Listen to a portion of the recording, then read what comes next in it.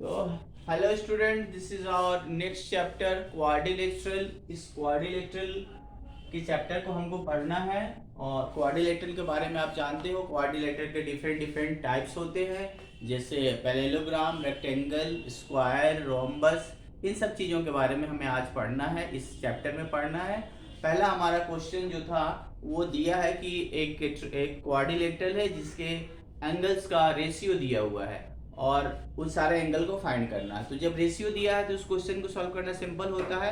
आप एंगल्स को x x x में डाल दें। जैसे रेशियो है 3x 3 5 9 13, तो रेशियो से को एक्स में कन्वर्ट करें तो साइड्स को आप एंगल्स को लेट कर लें 3x 5x 9x और 13x, और सबका टोटल जो होगा वो 360 होगा। एक्स की वैल्यू निकालें और मल्टीप्लाई कर दें।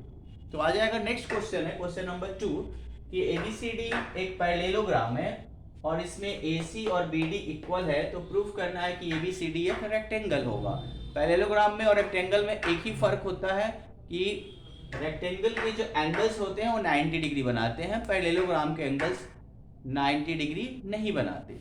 तो हमें बताना है कि ये दोनों एंगल्स जो हैं A और B, C और D, ये सारे 90 के होंगे। ऐसा होने पे ये प्रूव हो जाएगा कि ये फिगर रेक्टेंगल है। तो प्रूव करते हैं। सबसे पहले हम लोग DAB और CAB को कॉन्ग्रुएंट करेंगे। तो लिखेंगे in triangle DAB and CAB, जो जो चीजें इक्वल है वो लिखें। AD equal to BC, AB equal AB, AC equal BD। ये गिवन है, ये कॉमन साइड है दोनों में, और ये AD equal to BC opposite side of parallelogram.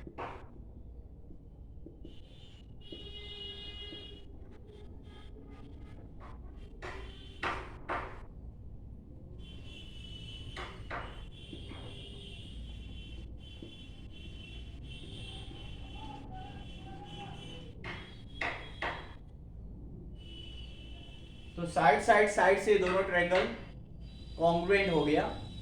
जब ये कॉन्ग्रुएंट हो गया है तो हम सिंपलिसिटी से लिख सकते हैं angle A equal to angle B। A और B इक्वल है,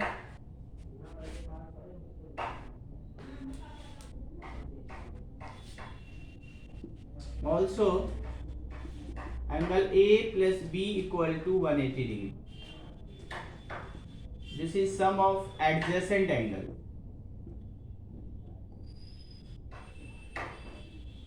In a पैरेललोग्राम। पैरेललोग्राम के जो एडजेसेंट एंगल होते हैं उसका सम 180 होता है। और A और B क्योंकि इक्वल है तो आप दोनों को A लिख लो या दोनों को B लिख लो। अब ये होता है 2 into angle A equal to 180, तो angle A equal to 180 by 2।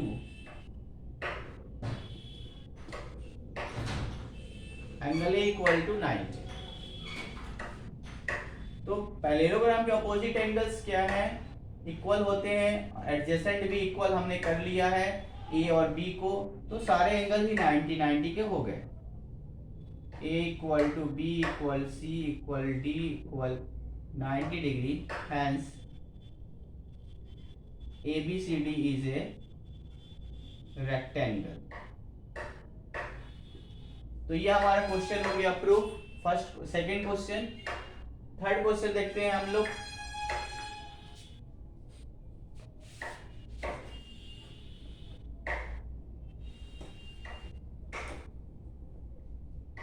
Third question है कि show that if the diagonals of a quadrilateral bisect each other at right angle then it is a rhombus. ये prove करना है कि किसी भी quadrilateral के डायगोनल्स अगर एक दूसरे को बाइसेक्ट करता है राइट एंगल पे 90 डिग्री पे, तो ये रोम्बस होता है। सबसे पहले हमें एक प्रॉपर्टी जाननी चाहिए पैरेललोग्राम की कि किसी भी क्वाड्रिलेटरल के अगर डायगोनल्स एक दूसरे को बाइसेक्ट करते हैं तो वो जो फिगर होता है, वो जो क्वाड्रिलेटरल होता है, वो क्वाड्रिलेटरल पैरेललोग्राम होता है। तो इस क्वेश्चन में दिया है कि डायगोनल्स एक दूसरे को बाइसेक्ट कर रहे हैं, वो भी राइट एंगल पे कर रहे हैं, 90 डिग्री पे कर रहे हैं। तो पहली बात तो ये कि हम लिख सकते हैं कि ABCD एक पैरेललोग्राम है, क्योंकि किसी क्वाड्रिलेटरल के अगर डायगोनल्स एक दूसरे को बाइसेक्ट करते हैं तो वो क्वाड्रिलेटरल पैरेललोग्राम होता है। तो यहीं से हम लोग लेते हैं, स्टार्ट करते हैं कि since diagonals of a parallelogram bisect each other, therefore ABCD is a parallelogram। तो ABCD एक ऐसा क्वाड्रिलेटरल है जो पैरेललोग्राम है। पैरेललोग्राम तो हो गया, अब हमें इस फिगर को प्रूफ करना है कि ये जो फिगर है वो रोम्बस होगा। रोम्बस होने के लिए इसके सारे साइड्स को इक्वल दिखाना जरूरी है। अच्छा, डायगोनल्स एक दूसरे को बाइसेक्ट भी करते हैं, ये भी हमको क्वेश्चन में दिया हुआ है। तो हमें इसके साइड्स को इक्वल बताने के लिए किसी भी पैरेललोग्राम है तो अपोजिट साइड इक्वल है, अब हमें एडजेसेंट साइड्स को इक्वल बताना होगा, AB को और BC को। तो अगर एनी हाउ अगर हम लोग इस दोनों ट्रायंगल को कॉन्ग्रुएंट कर लें, इसको और इसको, AOB और BOC को, तो AB इक्वल BC लिख सकते हैं।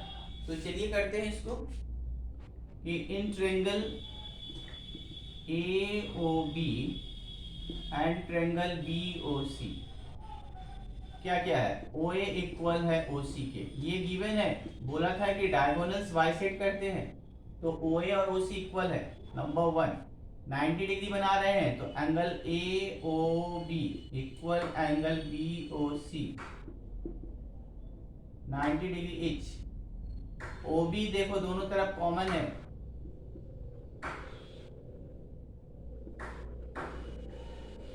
तो triangle AOB congruent BOC, side angle side, side angle side ही आएगा जी हाँ।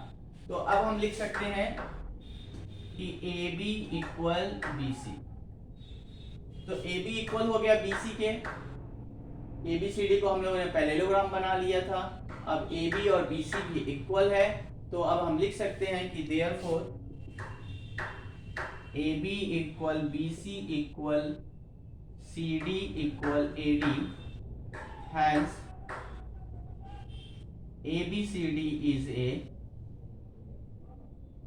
rhombus, और ये प्रूव हो गया। Okay, this is all for today. We will meet soon in the next video.